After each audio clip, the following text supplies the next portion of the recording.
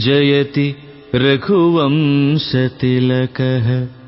कौसल्या हृदयनन्दनो रामः दशवदननिधनकारी दाशरथिः पुण्डरीकाक्षः।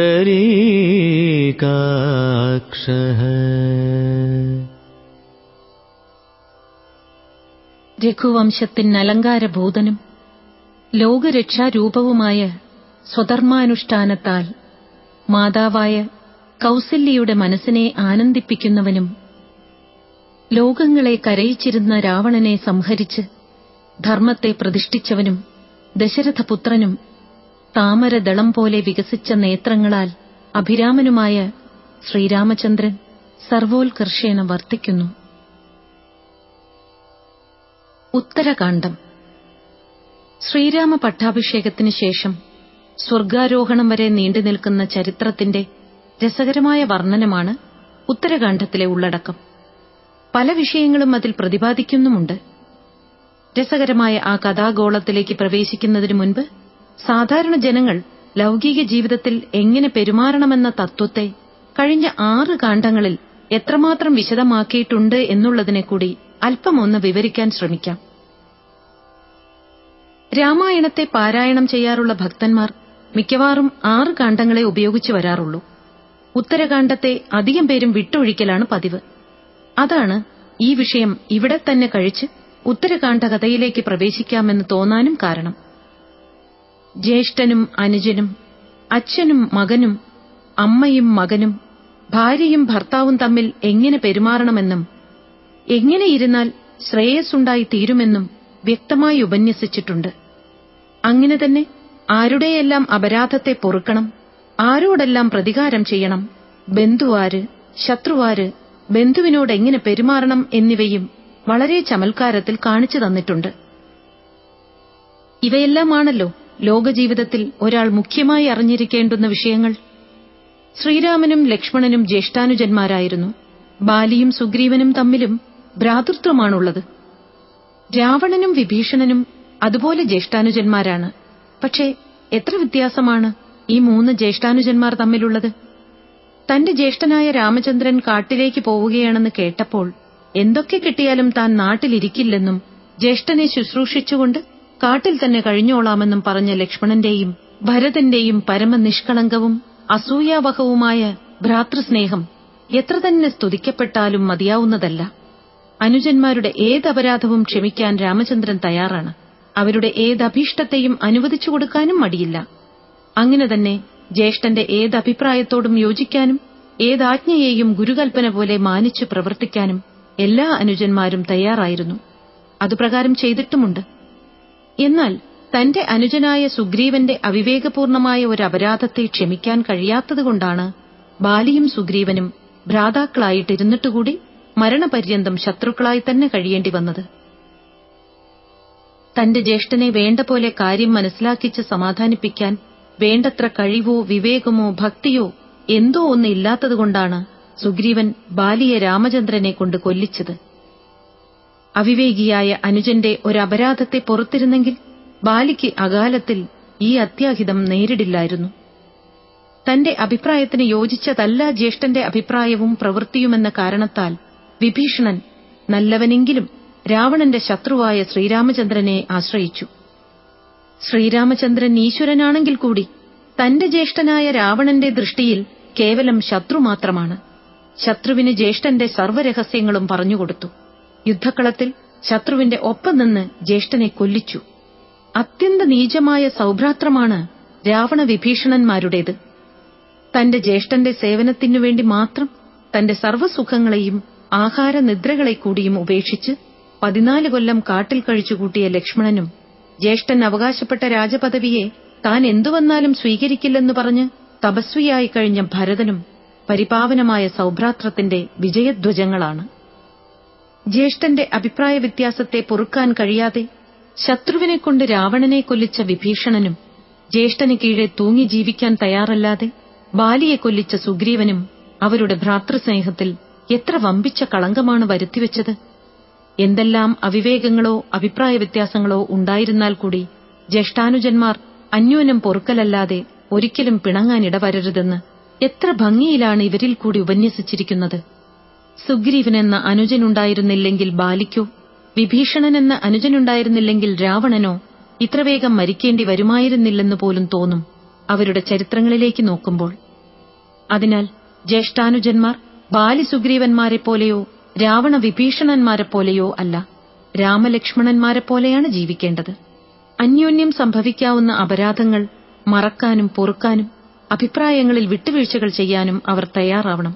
എങ്കിലേ സൗഭ്രാത്ര സുഖത്തിന്റെ സ്വാദ് അനുഭവിച്ച് ജീവിക്കാൻ കഴിയൂ. സുഗ്രീവനും വിഭീഷണനും ശ്രീരാമചന്ദ്രനോട് കാണിച്ച ഭക്തിവിശ്വാസങ്ങളുടെ 10-1 തങ്ങളുടെ ജ്യേഷ്ഠന്മാരോട് കാണിച്ചിട്ടുണ്ടായിരുന്നെങ്കിൽ ഇങ്ങനെയൊന്നും സംഭവിക്കില്ലെന്ന് വ്യക്തമാണ്. ലക്ഷ്മണനാകട്ടെ രാമചന്ദ്രനോടുള്ള ഭക്തിവിശ്വാസങ്ങൾ മറ്റാരോടും കാണിച്ചിട്ടില്ല.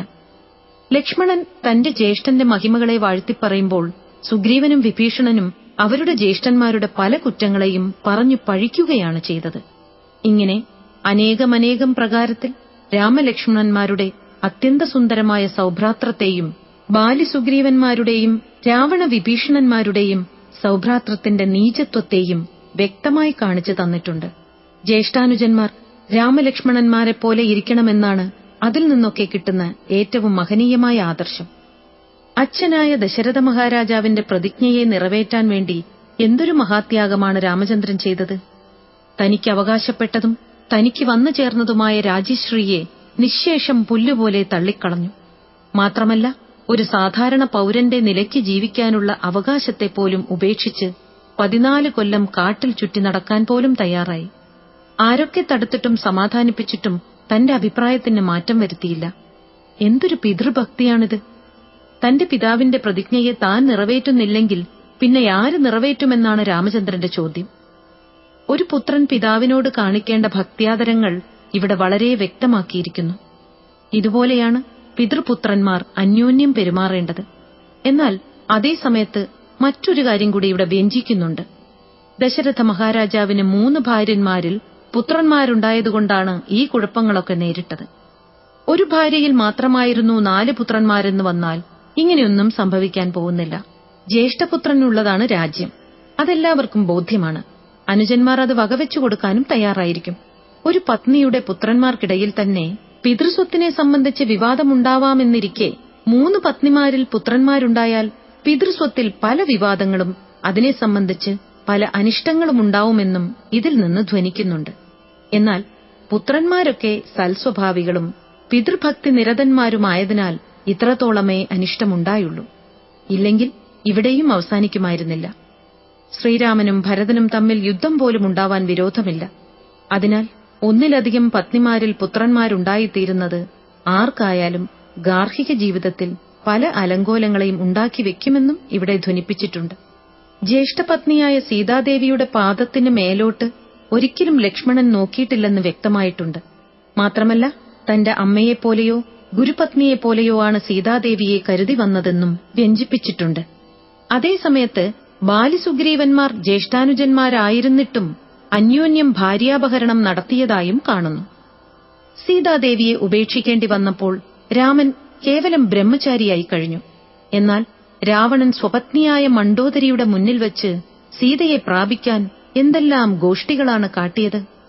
കാട്ടിലല്ല, എവിടെയും സ്വഭർത്താവായ ശ്രീരാമനെ അനുഗമിക്കാനും രാമശുശ്രൂഷയ്ക്കു വേണ്ടി എന്തെന്ത് മഹാക്ലേശങ്ങളെ സഹിക്കാനും സ്വയം ഒരുങ്ങിയ ജാനകീദേവിയുടെ പാതിവൃത്യനിഷ്ഠയും ഭർതൃസ്നേഹവും അന്യാദൃശ്യം തന്നെ. എന്നാൽ ലക്ഷ്മണന്റെ മനസ്സിനെ അറിയാൻ കഴിയാതെ അധിക്ഷേപ വാക്കുകളെ വർഷിച്ചത് സ്ത്രീസഹജമായ സ്വഭാവവിശേഷമായി മാത്രം കരുതിയാൽ മതി. ബാലി മരിച്ചപ്പോൾ മാറത്തടിച്ച് നിലവിളിച്ചു മരിക്കാൻ പുറപ്പെട്ട താര പിറ്റേ ദിവസം മുതൽ സുഗ്രീവനെ ശുശ്രൂഷിക്കാൻ പുറപ്പെട്ട ചാബല്യം സീതാദേവിയെ സമീപിക്കപോലും ചെയ്തിട്ടില്ല. അല്ലെങ്കിൽ താരയെ പഠിക്കാൻ പറ്റുന്ന ഒരു സൂചന ആദ്യം തന്നെ പറയുന്നുണ്ട്. ചാരചക്ഷുസ്സുള്ള കിഷ്കിന്ധാ ചക്രവർത്തിയായ ബാലി പോലും അറിയുന്നതിനു മുൻപ് രാമലക്ഷ്മണന്മാർ വന്നതും സുഗ്രീവനുമായി സഖ്യം ചെയ്തതുമൊക്കെ താരയാണറിഞ്ഞത്. രണ്ടാമതും സുഗ്രീവൻ യുദ്ധത്തിന് വന്നപ്പോൾ താര ആ വർത്തമാനം ബാലിയോട് പറഞ്ഞു മനസ്സിലാക്കുന്നുണ്ട്. അന്തഃപുരത്തിൽ നിന്ന് പുറത്തിറങ്ങാത്ത നീ എങ്ങനെ ഈ നാട്ടുകാര്യങ്ങളൊക്കെ അറിയുന്നു എന്ന ചോദ്യത്തിന് അംഗദൻ നായാട്ട് കഴിഞ്ഞു വന്നപ്പോൾ പറഞ്ഞതാണെന്ന് പറയുകയും ചെയ്തു. ഇതിൽ നിന്ന് താരയുടെ ബഹിർദൃഷ്ടിക്ക് എത്രത്തോളം വിശാലതയുണ്ടെന്ന് വ്യക്തമാവുന്നുണ്ട്. ശത്രുവിനെ കൊന്ന് തന്നെ രാജാവാക്കി വാഴിച്ച ശ്രീരാമചന്ദ്രന് സീതാന്വേഷണമാകുന്ന പ്രത്യുപകാരം ചെയ്തുകൊള്ളാമെന്ന് പ്രതിജ്ഞ ചെയ്ത സുഗ്രീവൻ തന്റെ കാര്യം കഴിഞ്ഞപ്പോൾ അരമനയിൽ പോയി മധുപാനവും ചെയ്ത് ഭാര്യമാരോടുകൂടി രമിച്ചിരിക്കുകയാണ് ചെയ്തത്. ബാലിയെ കൊന്ന തീക്ഷ്ണമായ രാമശരം തന്റെ മാറിലും പതിക്കുമെന്ന് ബോധ്യം വന്നപ്പോഴേ തന്റെ പ്രതിജ്ഞയെ നിറവേറ്റാൻ ഇറങ്ങിയുള്ളൂ. അതേസമയത്ത് ഹനുമാനാകട്ടെ രാമകാര്യം സാധിച്ചല്ലാതെ വെള്ളം കുടിക്ക പോലും ചെയ്യില്ലെന്ന് ശഠിച്ചു. ഹാ, എന്തൊരു കൃത്യബോധം, എന്തൊരു മഹാമനസ്കത! സുഗ്രീവന്റെ മന്ത്രിയാണ് ഹനുമാൻ.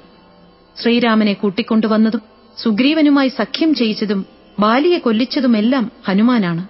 ആ സ്ഥിതിക്ക് സുഗ്രീവന്റെ പ്രതിജ്ഞയെ നിറവേറ്റുന്നതിൽ സുഗ്രീവനേക്കാൾ ചുമതലയുണ്ട് ആഞ്ജനേയന്. അത് തികച്ചും ബോധിച്ചിട്ടുണ്ടായിരുന്നു വായുപുത്രനെന്ന് അദ്ദേഹത്തിന്റെ എല്ലാ പ്രവൃത്തിയിലും വ്യക്തമാകുന്നുണ്ട്. എങ്കിലും സുഗ്രീവന്റെ ചുമതലാ ബോധമില്ലായ്മ അതുകൊണ്ട് പരിഹരിക്കപ്പെടുന്നുമില്ല. മാരുതി പോലും സുഗ്രീവന്റെ ഈ കൃത്യബോധമില്ലായ്മയിൽ പരിതപിച്ചിട്ടുണ്ട്, ആക്ഷേപിച്ചിട്ടുമുണ്ട്. കൈകേയി ദശരഥനെ ധർമ്മബദ്ധനാക്കി രാമചന്ദ്രന്റെ പട്ടാഭിഷേകം മുടക്കിയത് വമ്പിച്ച അപരാധമായിട്ടേ അയോധ്യയിലെ സകല ജനങ്ങൾക്കും കാണാൻ കഴിഞ്ഞുള്ളൂ. എന്നാൽ ശ്രീരാമചന്ദ്രൻ മാത്രം ഒരു നിമിഷം പോലും കൈകേയിയെ അപരാധിനിയായി കണ്ടില്ല. ചിത്രകൂടത്തിൽ ഭരതന്റെ കൂടെ രാജകുടുംബങ്ങളൊക്കെ വന്നപ്പോൾ ശ്രീരാമൻ കൈകേയിയെ പ്രത്യേകം ബഹുമാനിക്കുകയാണ് ചെയ്തത്. ഗുരുജനങ്ങളുടെ ഏത് പ്രവൃത്തിയെയും അനുഗ്രഹമായി മാത്രം കരുതുന്ന പുത്രധർമ്മം വളരെ സുന്ദരമായിട്ടിവിടെ പ്രകാശിക്കുന്നു. തന്റെ സഹോദരന്മാരെ പ്രാണനിർവിശേഷം സ്നേഹിക്കുന്നുണ്ടെങ്കിലും ചിത്രകൂടത്തിൽ വെച്ച് ഭരതന്റെ ഏതൊരപേക്ഷയ്ക്കും വശംവദനായില്ല രാമചന്ദ്രൻ. പിതൃഭക്തിയുടെ വിജയധ്വജമാണിവിടെ രാമചന്ദ്രനിൽ പ്രകാശിക്കുന്നത്. രാമചന്ദ്രന്റെ സൗന്ദര്യാതിശയത്തെ കണ്ട് കാമപരവശയായി തീർന്ന ശൂർപ്പണഖ ലക്ഷ്മണനാൽ നാസാച്ഛേദം ചെയ്യപ്പെട്ടപ്പോൾ രാവണന്റെ അടുക്കൽ ചെന്ന് നിലവിളിച്ചുകൊണ്ട് പറയുകയാണ്, പരമസുന്ദരിയായ സീതയെ നിനക്ക് പിടിച്ചുകൊണ്ടുവന്ന് തരാൻ വേണ്ടി പോയപ്പോൾ പറ്റിയതാണ് ഈ അപകടമെന്ന് ഒരു സഹോദരി തന്റെ സഹോദരനോട് പറയുകയാണിത്. ധൂർത്തയായ ശൂർപ്പണഖയ്ക്കറിയാം തന്റെ സഹോദരൻ ഇങ്ങനെ പറഞ്ഞാലേ രാമനോട് പ്രതികാരം ചെയ്യാനും സീതയെ അപഹരിച്ചുകൊണ്ടു പോരാനുമൊക്കെ തയ്യാറാവൂ എന്ന്. അങ്ങനെയൊക്കെ ചെയ്താലേ രാമലക്ഷ്മണന്മാരോട് തന്റെ പക വീട്ടാനും പറ്റൂ. അതാണ് ആ രാജസഭയിൽ ഈ ലജ്ജയില്ലാത്ത വാക്കുകളെ തന്നെ വിളമ്പിയത്.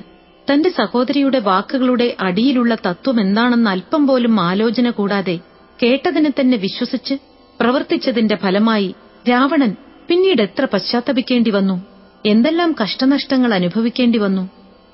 ഇങ്ങനെ അനേകമനേകം തത്വങ്ങൾ രാമായണത്തിലെ പാത്രങ്ങളിൽ നിന്ന് ലോകജീവിതത്തിലേക്ക് പകർത്താനുണ്ട്. ധർമ്മനിഷ്ഠയും ജീവകാരുണ്യവും ആത്മനിയന്ത്രണവുമാണ് ജീവിതത്തിന്റെ വിജയസ്തംഭങ്ങൾ. ഇവ മൂന്നും വേണ്ട പോലെയുള്ളവർക്ക് ജീവിതത്തിൽ സർവത്ര വിജയമേ സംഭവിക്കൂ. ഇവ മൂന്നുമില്ലാത്തവർക്ക് മറ്റെന്തെല്ലാം യോഗ്യതകളുണ്ടായാൽ കൂടിയും ജീവിതത്തിൽ സർവത്ര പരാജയവും നിത്യദുഃഖവുമാണ് ഫലം. പറയപ്പെട്ട മൂന്ന് ഗുണങ്ങളും സീതാരാമ ലക്ഷ്മണന്മാരിൽ നിറഞ്ഞു പ്രകാശിച്ചിരിക്കുന്നു. അതിനാൽ അവരുടെ ജീവിതത്തിൽ എവിടെ നോക്കിയാലും വിജയത്തിന്റെയും സംതൃപ്തിയുടെയും സമാധാനത്തിന്റെയും പ്രകാശമേ ഉള്ളൂ. മറ്റുള്ളവർക്ക് ഈ ഗുണങ്ങളില്ലാതിരുന്നതിനാൽ അവരുടെ ജീവിതത്തിൽ സർവത്ര പരാജയത്തിന്റെയും ദുഃഖത്തിന്റെയും കൂരിരുളാണ് നിഴലിക്കുന്നത്. കാട്ടിൽ വെച്ച് കണ്ടുമുട്ടിയ പക്ഷിമൃഗാദികൾ പോലും സഹായികളായി തീർന്നു രാമചന്ദ്രന്. എന്നാൽ സ്വജനങ്ങളായ രാക്ഷസന്മാർ പോലും ശത്രുക്കളായി രാവണന്. ശ്രീരാമനും ഭരതനും തങ്ങൾക്ക് അവകാശപ്പെട്ട രാജ്യലക്ഷ്മിയെ എനിക്ക് വേണ്ട എന്ന് പറഞ്ഞ് ത്യാഗം ചെയ്തപ്പോൾ ബാലിയും സുഗ്രീവനും എനിക്ക് വേണം രാജ്യമെന്ന് പറഞ്ഞ് മത്സരിച്ചു. ശ്രീരാമൻ അയോധ്യയിൽ നിന്ന് കാട്ടിലേക്ക് പുറപ്പെട്ടപ്പോൾ അയോധ്യയിലെ സർവ്വജനങ്ങളും നിലവിളിച്ചുകൊണ്ട് പിന്നാലെ ഓടിവന്നു. ബാലി മരിച്ചപ്പോൾ ഒരു താരയും രാവണൻ മരിച്ചപ്പോൾ ഒരു മണ്ഡോദരിയും മാത്രമേ നിലവിളിക്കാനുണ്ടായുള്ളൂ. ജ്യേഷ്ഠൻ വന്ന് രാജ്യം കൈക്കൊള്ളാത്തതിന് ഭരതൻ തീയിൽ ദഹിക്കാനൊരുങ്ങി. എന്നാൽ സുഗ്രീവൻ ജ്യേഷ്ഠനെ കൊല്ലിച്ച് രാജ്യം കൈപ്പറ്റി.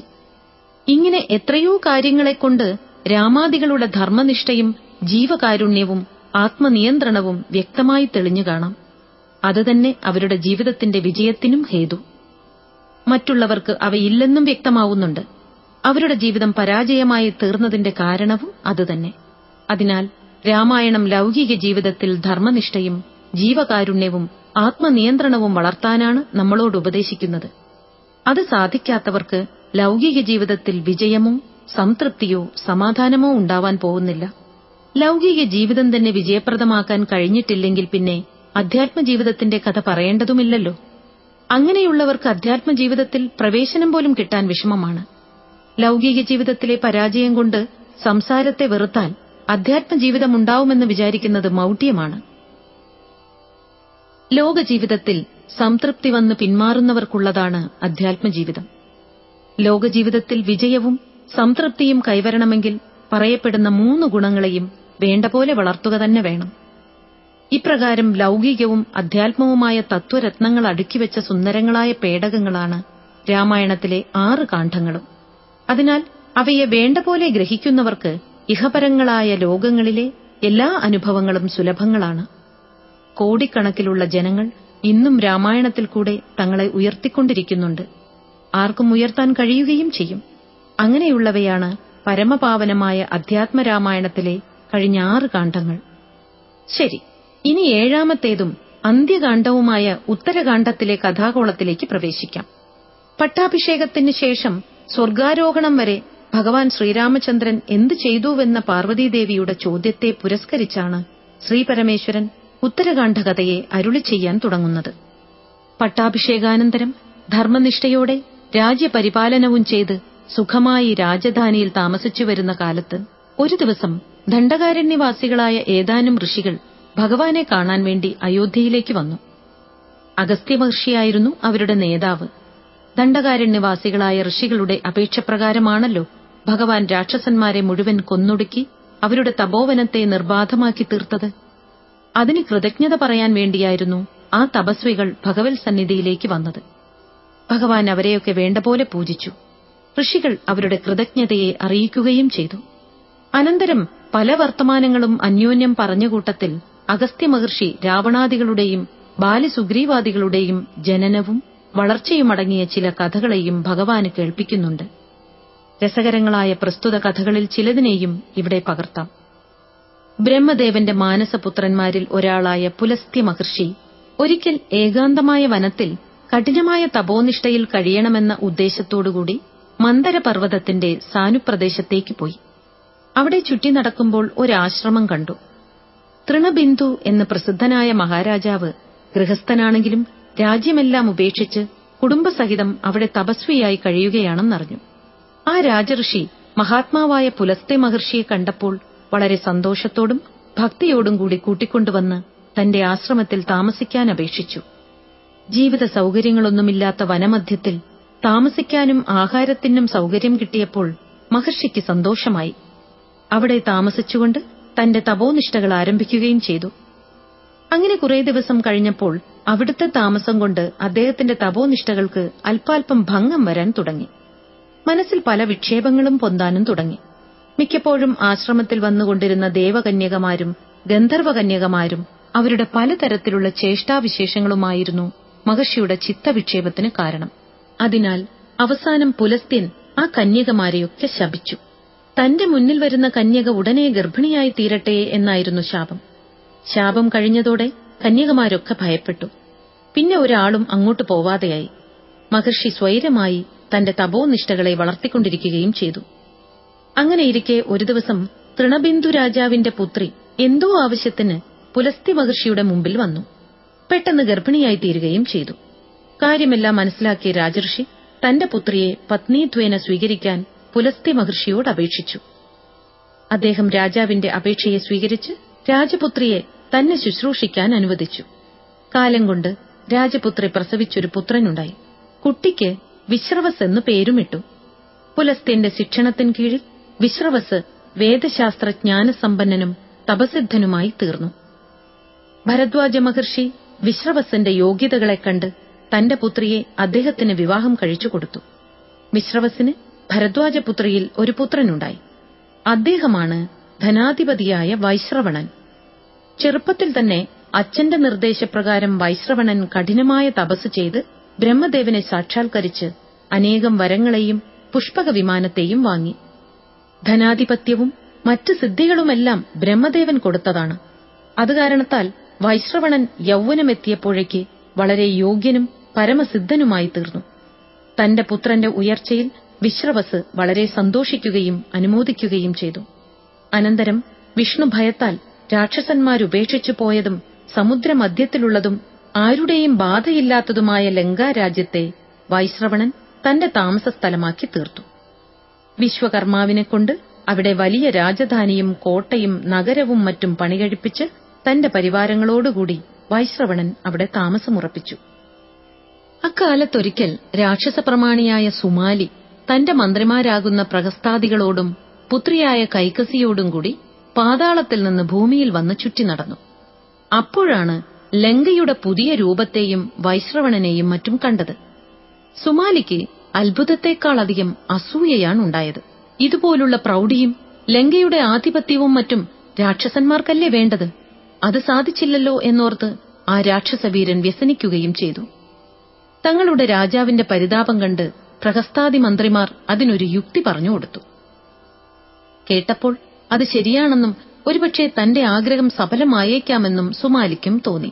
അതിനാൽ മന്ത്രിമാരുടെ നിർദ്ദേശപ്രകാരം പ്രവർത്തിക്കാൻ തന്റെ പുത്രിയായ കൈകസിയെ വിട്ടു. യൗവനയുക്തയായ ആ രാക്ഷസകന്യക വിശ്രവസു മഹർഷിയുടെ അടുക്കൽ ചെന്ന് പുത്രഭിക്ഷയെ യാചിച്ചു. അദ്ദേഹം അവളെയും പത്നിയായി അംഗീകരിച്ചു. കാലം കൊണ്ട് കൈകസിയിൽ വിശ്രവസിന് 3 പുത്രന്മാരുണ്ടായി. അവരാണ് പ്രസിദ്ധന്മാരായ രാവണ, കുംഭകർണ, വിഭീഷണന്മാർ. അവരെയും ചെറുപ്പത്തിൽ വിശ്രവസു മഹർഷി വേദശാസ്ത്രങ്ങളൊക്കെ പഠിപ്പിച്ചു. അക്കാലത്തൊരിക്കൽ പ്രതാപശാലിയായ വൈശ്രവണൻ തന്റെ പരിവാരങ്ങളോടുകൂടി അച്ഛനെ കാണാൻ ആശ്രമത്തിൽ വന്നു. അപ്പോൾ കൈകസി തന്റെ പുത്രന്മാരെ വിളിച്ച് വൈശ്രവണൻ അവരുടെ ജ്യേഷ്ഠനാണെന്നും നിങ്ങൾ അതുപോലെ യോഗ്യന്മാരാവുന്നില്ലല്ലോ എന്നും പറഞ്ഞ് വൈശ്രവണനെയും അദ്ദേഹത്തിന്റെ പുഷ്പക വിമാനാദി പ്രൗഢികളെയും കാണിച്ചുകൊടുത്ത് വ്യസനിച്ചു. അമ്മയുടെ വ്യസനത്തെയും ജ്യേഷ്ഠനായ വൈശ്രവണന്റെ പ്രഭാവത്തെയും കണ്ട രാക്ഷസ ബാലന്മാർ അപ്പോൾ തന്നെ തങ്ങൾ വൈശ്രവണനേക്കാൾ വലിയവരാവുമെന്നും അതിനാൽ അമ്മ വ്യസനിക്കരുതെന്നും പറഞ്ഞ് സമാധാനിപ്പിച്ചു. വൈശ്രവണൻ തിരിച്ചുപോയ ശേഷം രാവണാദികൾ അച്ഛന്റെ അനുവാദവും അനുഗ്രഹവും വാങ്ങി അപ്പോൾ തന്നെ ബ്രഹ്മദേവനെ തപസ് ചെയ്ത് സാക്ഷാത്കരിക്കാനായി ഗോകർണത്തേക്ക് പുറപ്പെടുകയും ചെയ്തു. കഠിനങ്ങളായ തപോനിഷ്ഠകളെക്കൊണ്ടും സാഹസങ്ങളായ ചര്യകളെക്കൊണ്ടും കാലം കൊണ്ട് സന്തുഷ്ടനായ ബ്രഹ്മദേവൻ അവരുടെ പുരോഭാഗത്തിങ്കൽ ആവിർഭവിച്ചു. രാവണാദി 3 രാക്ഷസന്മാരെയും സമാധിയിൽ നിന്നുണർത്തി അഭീഷ്ടങ്ങളായ വരങ്ങളെ കൊടുത്ത് അനുഗ്രഹിച്ചയച്ചു.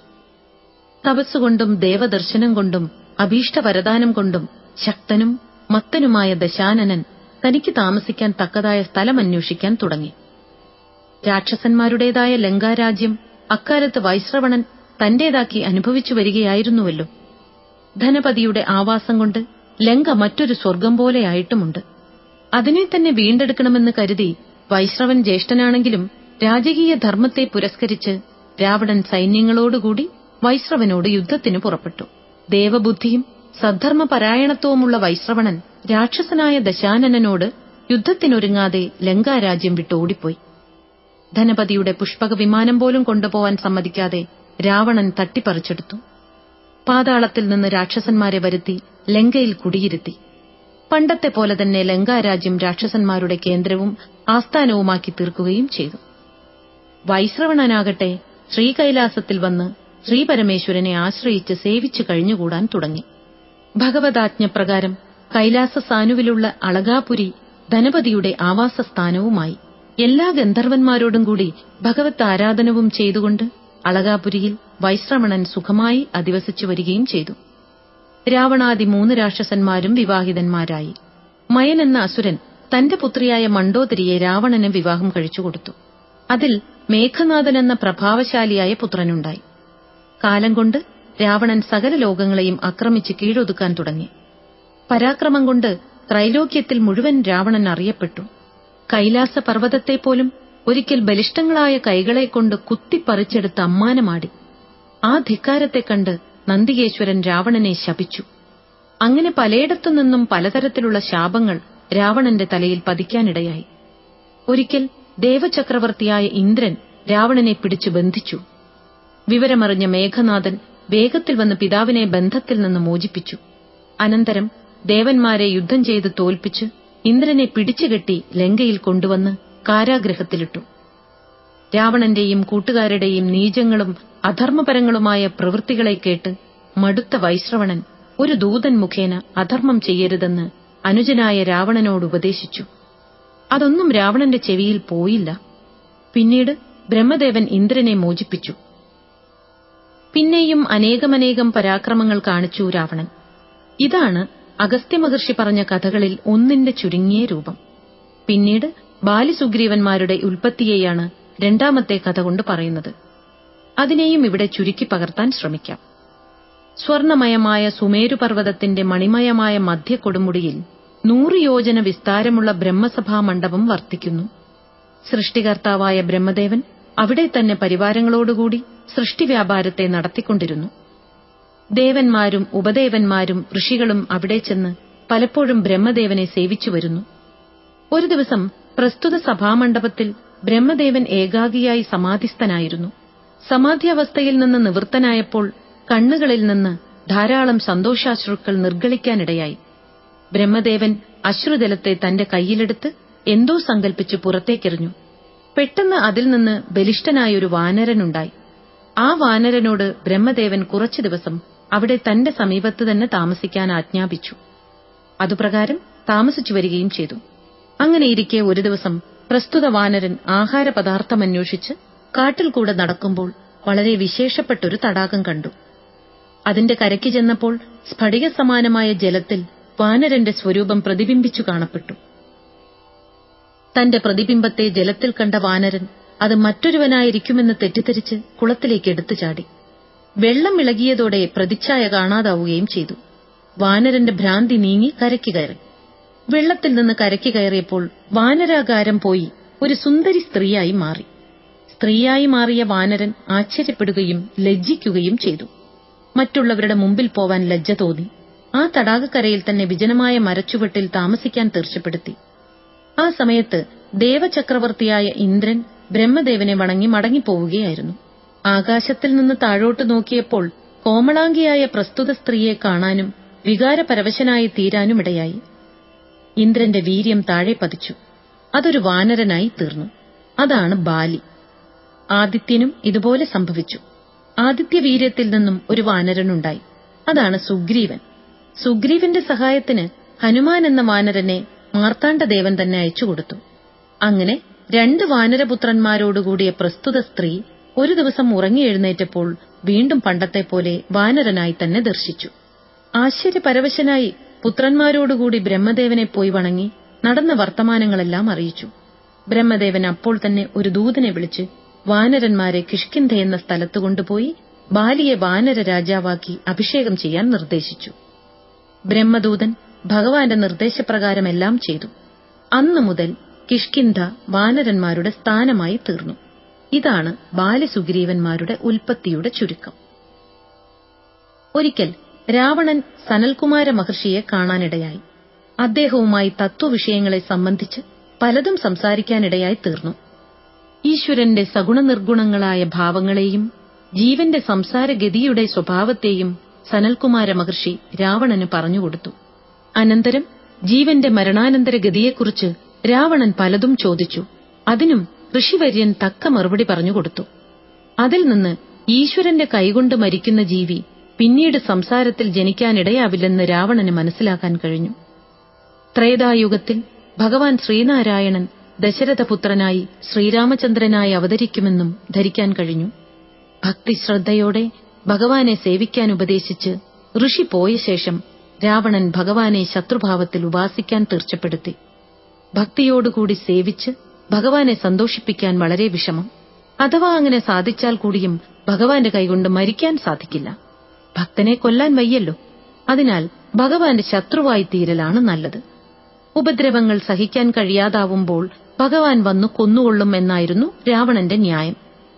അതാണ് രാവണൻ ഭഗവാൻ ശ്രീരാമചന്ദ്രന് വിരുദ്ധഭാവത്തിൽ നിൽക്കാനും അനിഷ്ടങ്ങളായ കാര്യങ്ങളെ ചെയ്ത് അവിടുത്തെ ശത്രുതയെ വരിക്കാനും കാരണം. എന്നിങ്ങനെ രസകരമായ കഥകളെ കേൾപ്പിച്ച് അഗസ്ത്യാദി ഋഷികൾ ഭഗവാനെ സ്തുതിച്ച് അവിടുത്തെ ആശീർവാദവും വാങ്ങിപ്പോയി. ധർമ്മനിഷ്ഠമായ ഭരണപാടവം കൊണ്ട് സർവ്വജീവരാശികളെയും ആനന്ദിപ്പിച്ചുകൊണ്ട് ഭഗവാൻ ലക്ഷ്മണാദി ഭ്രാതാക്കളോടും ഹനുമതാദി ഭക്തന്മാരോടും സുമന്ത്രാദി മുഖ്യമന്ത്രിമാരോടും കൂടി അയോധ്യയിൽ സ്വർഗസമാനം സുഖിച്ചു വന്നു. അങ്ങനെ വളരെ കൊല്ലങ്ങൾ കഴിഞ്ഞു.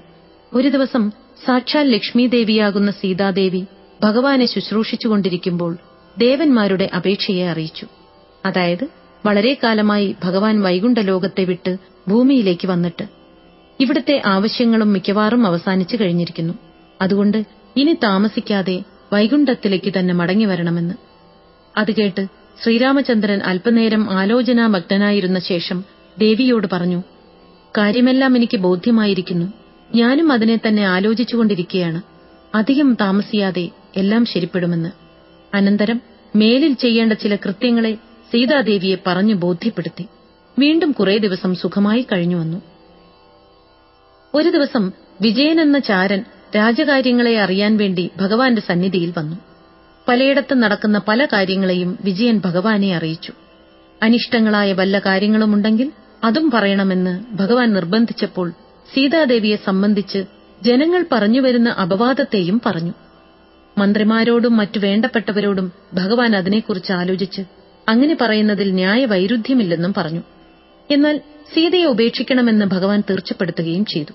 അപ്പോൾ തന്നെ ലക്ഷ്മണനെ വിളിച്ച് സീതാദേവിയെ വാൽമീകി മഹർഷിയുടെ ആശ്രമ പരിസരത്തിൽ കൊണ്ടുപോയി വിട്ടുവരാൻ കൽപ്പനയായി. അതുപ്രകാരം പിറ്റേന്ന് പ്രഭാതത്തിൽ ലക്ഷ്മണൻ ഗർഭിണിയായിരുന്ന ജാനകീദേവിയെ കാട്ടിൽ വാൽമീകി ആശ്രമത്തിന്റെ പരിസരത്തിൽ വിട്ടുപോരുകയും ചെയ്തു. അനന്തരം ലക്ഷ്മണനോടും പരിജനങ്ങളോടും കൂടി പിന്നെയും കുറേക്കാലം ഭഗവാൻ രാജ്യഭാരത്തെ നിർവഹിച്ചുകൊണ്ട് അയോധ്യയിൽ താമസിച്ചു വന്നു. ഒരു ദിവസം യമുനാ നദീ തീരവാസികളായ ഒരു സംഘം ഋഷികൾ ശ്രീരാമചന്ദ്രനെ കാണാനായി അയോധ്യയിലേക്ക് വന്നു. ച്യവന മഹർഷിയായിരുന്നു അവരുടെ നേതാവ്. അരമനയിലെത്തിയപ്പോൾ ഭഗവാൻ അവരെ സ്വീകരിച്ച് സൽക്കരിച്ചിരുത്തി വിധിയാമണ്ണം പാദപൂജയും അനന്തരം കുശലപ്രശ്നവും ചെയ്തു. അപ്പോൾ ച്യവന മഹർഷി വന്ന ആവശ്യത്തെ അറിയിച്ചു. പണ്ട് മധു എന്ന പേരായി മഹാശക്തനായൊരു അസുരനുണ്ടായിരുന്നു. അവൻ ശിവഭക്തനായിരുന്നു. വളരെ കാലം ശ്രീപരമേശ്വരനെ തപസ് ചെയ്ത് ജീവിച്ചു. അതിന്റെ ഫലമായി ഭഗവാൻ സന്തോഷിച്ച് പ്രത്യക്ഷപ്പെട്ട് അസുരനെ അനുഗ്രഹിച്ച് ഒരു ശൂലം കൊടുത്തു. അതുകൊണ്ട് ആരെ കൊന്നാലും അവൻ ഭസ്മമാവും. ഇതാണ് ശൂലത്തിന്റെ പ്രത്യേകത. രാവണന്റെ സഹോദരിയായ കുംഭീനസി എന്ന രാക്ഷസിയെയാണ് അവൻ വിവാഹം കഴിച്ചത്. അതിലവനൊരു പുത്രനുമുണ്ടായി. അവനാണ് പ്രസിദ്ധനായ ലവണാസുരൻ. മധു അസുരനായിരുന്നെങ്കിലും അവനെക്കൊണ്ട് തപസ്വികൾക്കും ബ്രാഹ്മണർക്കും പറയത്തക്ക ഉപദ്രവമൊന്നും ഉണ്ടായിരുന്നില്ല. എന്നാൽ മധു കാലകർമ്മത്തെ പ്രാപിച്ച ശേഷം ലവണൻ തന്റെ പരാക്രമങ്ങളെ കാണിക്കാൻ തുടങ്ങി. ഇപ്പോൾ തപസ്വികൾക്കും ബ്രാഹ്മണർക്കും ആ പ്രദേശത്ത് യാതൊരു രക്ഷയുമില്ല. അതുകൊണ്ട് അവനെ കൊന്ന് തപസ്വികളെ രക്ഷിക്കണം. ഇതാണ് ച്യവന മഹർഷിയുടെ അപേക്ഷ. ഭഗവാൻ അപ്പോൾ തന്നെ ലവണനെ കൊന്നുതരാമെന്ന് അവർക്ക് ഉറപ്പുകൊടുത്ത് അവരെ പറഞ്ഞയച്ചു. അനന്തരം സഹോദരന്മാരിൽ ഒരാളോട് ലവണവധത്തിന് പോവാൻ ആജ്ഞാപിച്ചു. ശത്രുഘ്നനാണ് പുറപ്പെട്ടത്. അനേകം സൈന്യബലത്തോടും ആയുധബലത്തോടും കൂടി പുറപ്പെട്ട് മധുവനത്തിലെത്തി. സന്ദർഭം നോക്കി അസുരനോട് യുദ്ധം ചെയ്ത് അവന്റെ സൈന്യങ്ങളെയും അവസാനം ലവണാസുരനെയും ശത്രുഘ്നൻ കൊന്നു. അനന്തരം അതുവരെ മധുവനമെന്ന പേരിൽ അറിയപ്പെട്ടിരുന്ന കാട് വെട്ടിത്തെളിച്ച് മധുരാപട്ടണമാക്കി പുതുക്കി.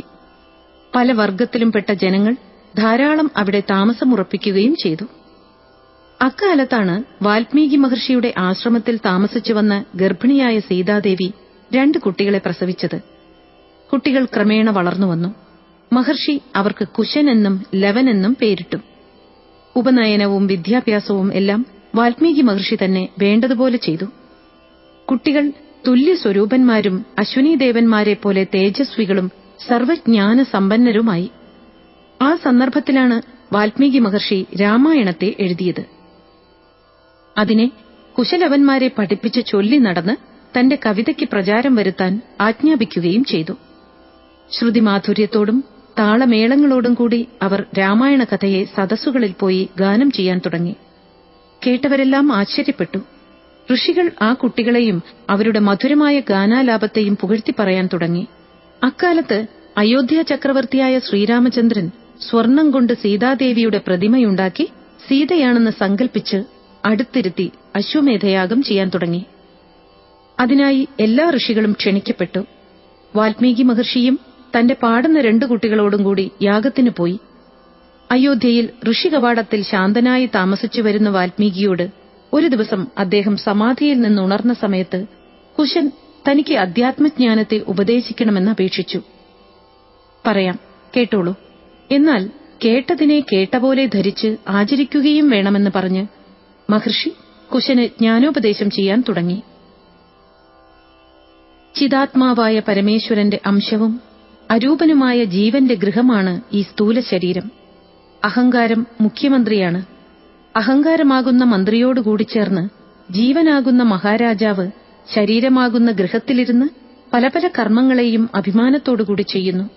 അതിന്റെയൊക്കെ ഫലങ്ങളെ അനുഭവിപ്പാൻ പിന്നെയും ശരീരത്തെ പ്രാപിക്കേണ്ടി വരുന്നു.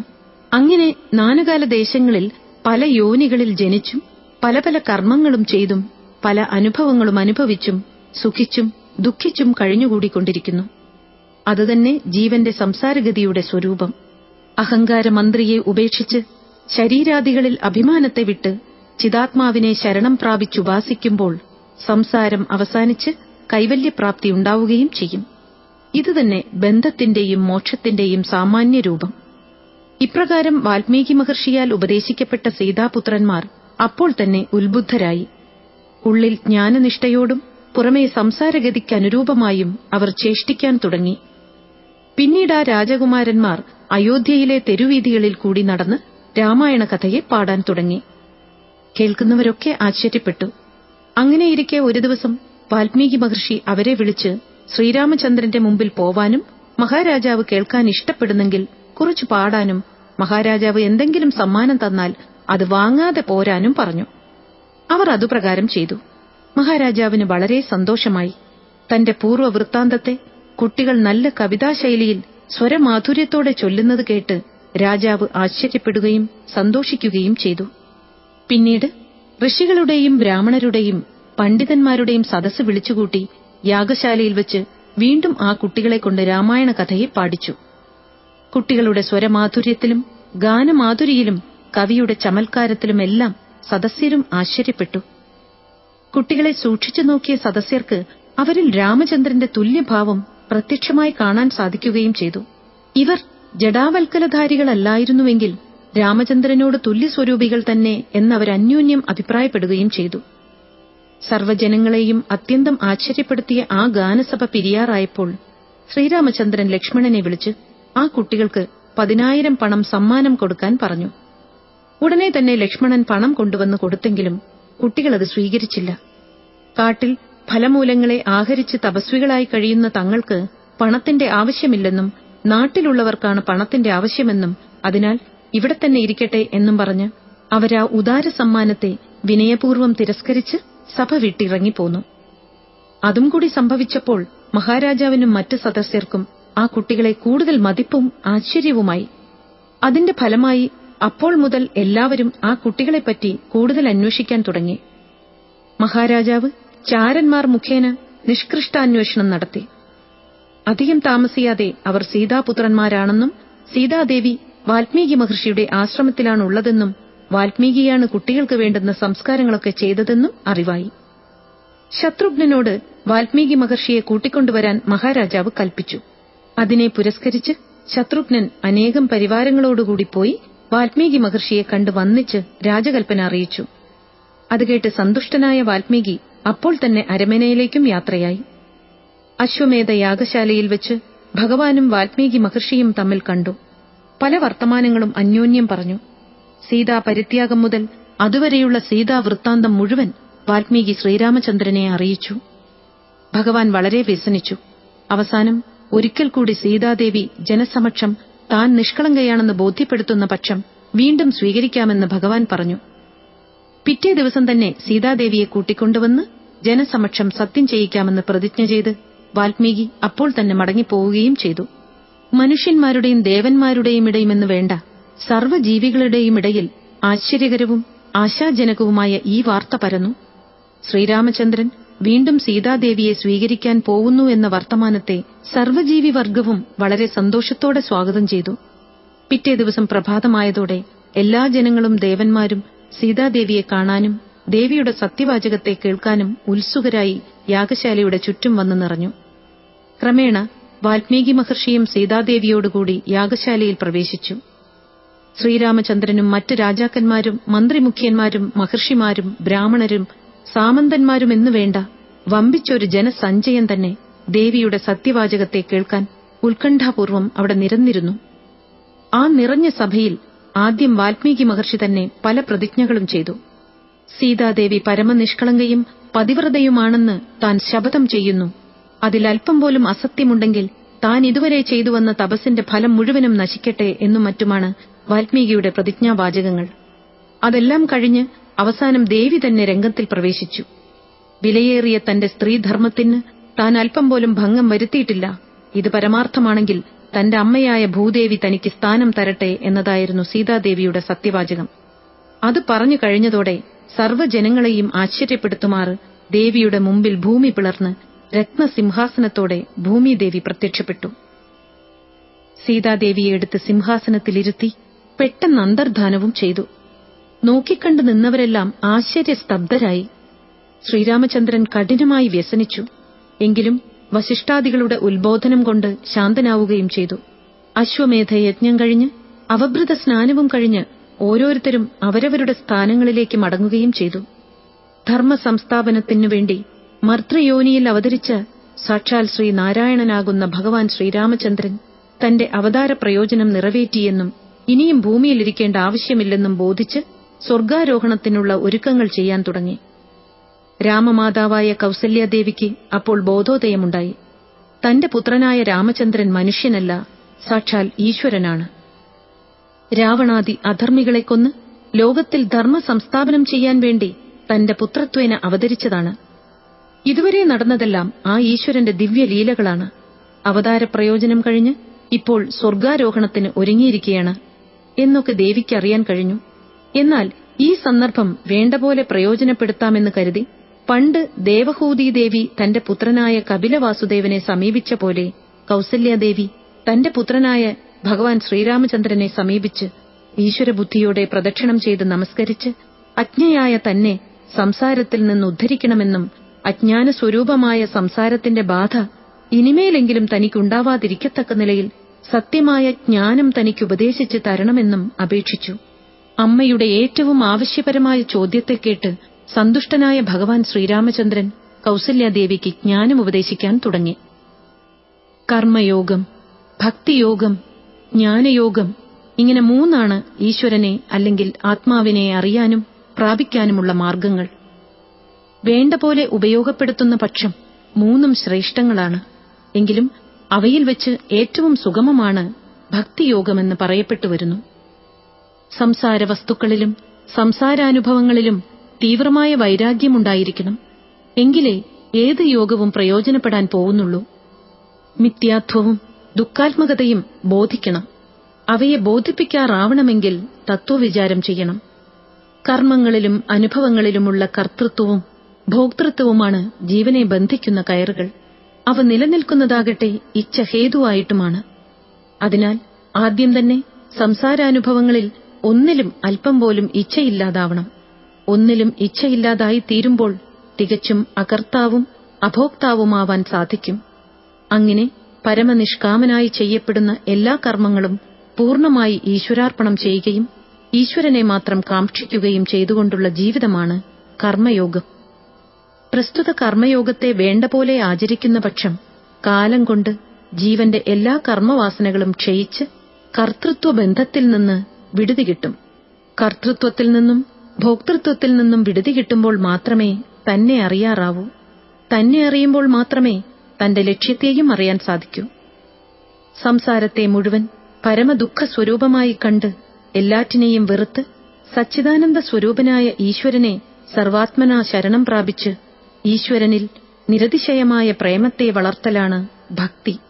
അതും തന്റെ ചിത്തസംസ്കാരത്തിനനുരൂപമായിരിക്കും. ഗുണസംസ്കാരങ്ങളുടെ വ്യത്യാസത്തെ അടിസ്ഥാനപ്പെടുത്തി ശാസ്ത്രങ്ങൾ ഭക്തിയെ തന്നെ 4 തരംതിരിച്ചിട്ടുണ്ട്. ചിത്തത്തിൽ തമോഗുണം വളർന്നിരിക്കുമ്പോൾ രാഗദ്വേഷങ്ങളും മതമത്സരങ്ങളും വർദ്ധിച്ചിരിക്കും. അവയോടുകൂടിയായിരിക്കും ഈശ്വരപ്രേമവും വളരുന്നത്. അതുപോലെ രജോഗുണം വളർന്നിരിക്കുമ്പോൾ കർമ്മങ്ങളിലും അനുഭവങ്ങളിലുമുള്ള ഇച്ഛയും അഭിമാനവും വർദ്ധിച്ചിരിക്കും. അപ്പോഴുണ്ടാവുന്ന ഈശ്വരപ്രേമവും അതോടുകൂടിയായിരിക്കും വളരുന്നത്. സത്വഗുണത്തിന്റെ ആധിക്യമാണ് ചിത്തത്തിലുള്ളതെങ്കിൽ കർമ്മനിവൃത്തിയും ഈശ്വരപ്രാപ്തിയുമായിരിക്കും ഇച്ഛ. അപ്പോൾ വളരുന്ന ഈശ്വരപ്രേമം അതോടുകൂടിയുമായിരിക്കും. ഗുണഭാവങ്ങൾ കേവലം അകന്ന നിലയിലുള്ള ഈശ്വരപ്രേമമേ കൈവല്യപ്രാപ്തിക്ക് കാരണമാവൂ. അപ്രകാരമുള്ള ഭക്തിയാകട്ടെ അത്യന്ത ദുർലഭവുമാണ്. ദുർലഭമാണെങ്കിലും എത്ര സാഹസപ്പെട്ടും അതിനെ സമ്പാദിക്കുകയാണ് വേണ്ടത്. ഭക്തിയുണ്ടായിക്കഴിഞ്ഞാൽ മറ്റൊന്നും വേണ്ടതില്ല, എല്ലാം താനേ വന്നു ചേരും. എന്നാൽ ഭക്തിയുണ്ടാവുക എന്നതാവട്ടെ വളരെ വിഷമവുമാണ്. സകല വിക്ഷേപങ്ങളും അകന്ന് ചിത്തം പരമപരിശുദ്ധമാവുമ്പോൾ മാത്രമേ നിർഗുണയായ ഭക്തിയുണ്ടാവൂ. ഈശ്വരന്റെ സർവാത്മകതയെയും പരമനിർഗുണതയെയും ബോധിച്ച് സകല നാനാത്വങ്ങളെയും ഗുണഭാവങ്ങളെയും വിട്ട് ഈശ്വരനുമായി തന്മയത്തെ പ്രാപിക്കലാണ് ജ്ഞാനയോഗം. മനുഷ്യാദി ശരീരങ്ങളായും പ്രതിമകളായും ഈശ്വരനെ ആരാധിക്കുകയും ഉപാസിക്കുകയും ചെയ്യാറുണ്ടെങ്കിലും പ്രതിമകളോ ശരീരങ്ങളോ അല്ല ഈശ്വരൻ. എല്ലാ നാമരൂപങ്ങളിൽ നിന്നും ഗുണധർമ്മങ്ങളിൽ നിന്നും അതീതനും സത്താമാത്ര സ്വരൂപിയും സർവത്ര വ്യാപ്തനുമാണ്. എങ്കിലും തന്റെ ഹൃദയത്തിലാണ് ഉപാസിക്കുകയും സാക്ഷാത്കരിക്കുകയും ചെയ്യേണ്ടത്. തന്നിൽ താനായി തന്നെ വിളങ്ങിക്കൊണ്ടിരിക്കുന്ന പരമേശ്വരനെ തന്നിൽ തന്നെ കണ്ടറിഞ്ഞുണർന്ന് താനായി തീരാതെ മറ്റു സ്ഥലങ്ങളിലോ വസ്തുക്കളിലോ അന്വേഷിക്കുന്നതെത്ര മൂഢത്വമാണ്. ഇങ്ങനെ അധ്യാത്മധർമ്മത്തെ ശരിയാവണ്ണം മനസ്സിലാക്കി ജ്ഞാനമോ ഭക്തിയോ ഏതെങ്കിലും ഒന്നുകൊണ്ടോ അല്ലെങ്കിൽ എല്ലാം കൊണ്ടുമോ തന്നിൽ ആത്മസ്വരൂപേണ വിളങ്ങുന്ന പരമേശ്വരനെ അറിഞ്ഞ് സാക്ഷാത്കരിക്കണം. എന്നിങ്ങനെയാണ് ഭഗവാൻ അമ്മയായ കൗസല്യാദേവിക്ക് നൽകിയ ജ്ഞാനോപദേശം. സന്തുഷ്ടയും കൃതകൃത്യയുമായ മാതാവ് പുത്രനെ ലോകാചാര്യനായ സാക്ഷാൽ ഈശ്വരനായി കണ്ടു. പണ്ടുതന്നെ ചിത്രകൂടത്തിൽ വെച്ച് കൈകേയി ദേവിക്ക് ഭഗവാൻ ജ്ഞാനോപദേശം ചെയ്തിട്ടുണ്ടായിരുന്നു. അതുകൊണ്ടുതന്നെ കൈകേയി വളരെ മുമ്പ് തന്നെ കൃതകൃത്യയായി കഴിഞ്ഞിട്ടുമുണ്ടായിരുന്നു. ഈ സന്ദർഭത്തിൽ ശരീരത്തെ വിട്ട് സ്വർഗത്തെ പ്രാപിക്കുകയും ചെയ്തു. അധികം താമസിയാതെ ലക്ഷ്മണമാതാവായ സുമിത്രയും സ്വർഗതയായി. അവർ രണ്ടാളും ദശരഥനോടുകൂടി സ്വർഗീയ സുഖങ്ങളെ അനുഭവിച്ചുകൊണ്ട് സ്വർലോകത്ത് കഴിയാൻ തുടങ്ങി. പിന്നീട് ഭരതാദികളും അവരുടെ പുത്രന്മാരുമൊക്കെ പലയിടത്തും നഗരം നിർമ്മിക്കുകയും ഭരണം നടത്തുകയുമെല്ലാം ചെയ്യുന്നുണ്ട്. അങ്ങനെയും കാലം കുറെ കഴിഞ്ഞു. അങ്ങനെയിരിക്കെ ഒരു ദിവസം അസാധാരണമായൊരു വിശേഷ സംഭവമുണ്ടായി. ശ്രീരാമചന്ദ്രനും പരിവാരങ്ങളും പതിവ് പോലെ നിത്യകൃത്യങ്ങളൊക്കെ കഴിഞ്ഞ് സ്വസ്ഥമായിരിക്കുമ്പോൾ പണ്ടൊരിക്കലും കണ്ടിട്ടില്ലാത്തൊരു താപസൻ അരമനയിലേക്ക് കയറി വന്നു.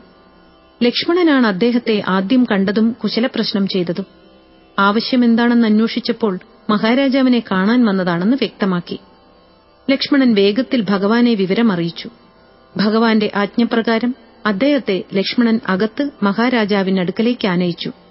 കാഴ്ചയിൽ യോഗ്യനെന്ന് തോന്നുന്ന അദ്ദേഹത്തെ ഭഗവാൻ വേണ്ടപോലെ ഉപചരിച്ചിരുത്തി കുശലപ്രശ്നം ചെയ്ത ശേഷം വന്ന കാര്യത്തെപ്പറ്റി അന്വേഷിച്ചു. അതിപ്രധാനമായൊരു കാര്യമറിയാൻ വന്നതാണ്. എന്നാൽ അതാരും കേൾക്കാനോ കാണാനോ അറിയാനോ പാടില്ല. മൂന്നാമതൊരാൾ ഇവിടെ ഉണ്ടാവാനും പാടില്ല. അങ്ങനെയായാൽ കാര്യം പറയാം എന്നാണ് താപസന്റെ ആദ്യത്തെ വാക്ക്. ഭഗവാൻ അത് കേട്ടതോടെ ലക്ഷ്മണനെ വിളിച്ച് ദ്വാരപ്രവേശത്ത് കാവൽ നിൽക്കാൻ ആജ്ഞാപിച്ചു. ഒരു ജീവിയും അകത്ത് കടന്നുവരാൻ പാടില്ല. സംഭാഷണത്തിനിടയിൽ അഥവാ ആരെങ്കിലും കടന്നുവരാനിടയായാൽ അപ്പോൾ തന്നെ അവനെ നിഗ്രഹിക്കുമെന്ന് ഭഗവാൻ പ്രതിജ്ഞയും ചെയ്തു. അതുപ്രകാരം ലക്ഷ്മണൻ ദ്വാരപ്രദേശത്ത് അതിജാഗ്രതയോടെ കാവൽ നിൽക്കുകയും ചെയ്തു.